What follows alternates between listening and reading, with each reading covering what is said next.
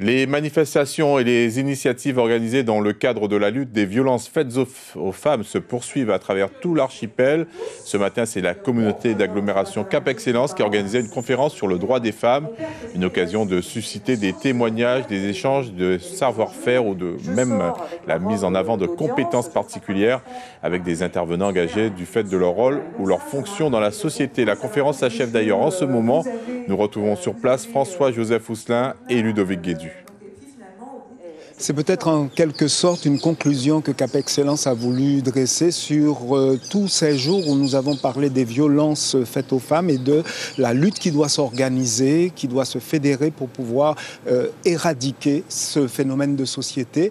Et donc ici, aujourd'hui, eh bien, il y a beaucoup de personnes qui parlent véritablement de toutes celles qui subissent, tout ce qui se fait subir.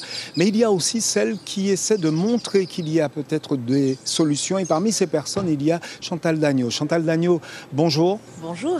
Alors vous avez entendu effectivement ces discussions, notamment cette intervention de Madame Caroline Calbeau. Est-ce que ça vous a frappé, marqué ?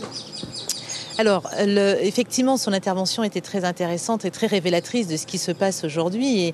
Et je pense que c'est une très belle occasion de pouvoir donner l'occasion de libérer la parole pour un certain nombre de femmes. Ce sont des situations compliquées, ce sont des situations délicates, ce sont des situations de société.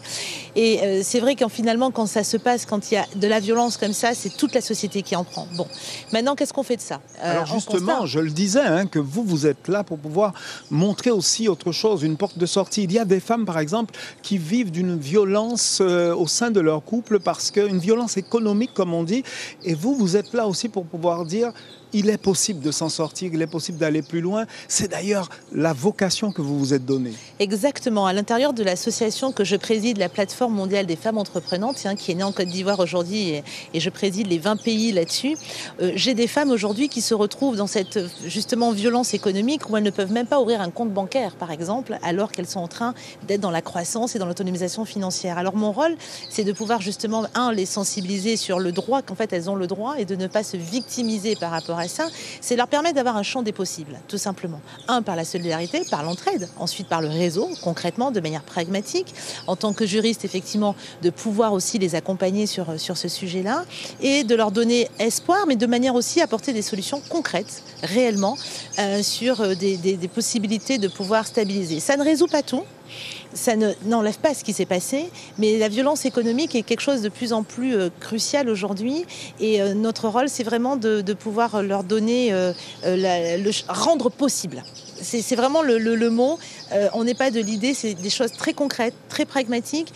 Et moi, je suis très fière d'avoir permis aujourd'hui que certaines femmes au Burkina Faso, certaines sont encore confrontées à avoir l'autorisation pour pouvoir se déplacer, ouvrir ce compte bancaire, ou pouvoir dépenser.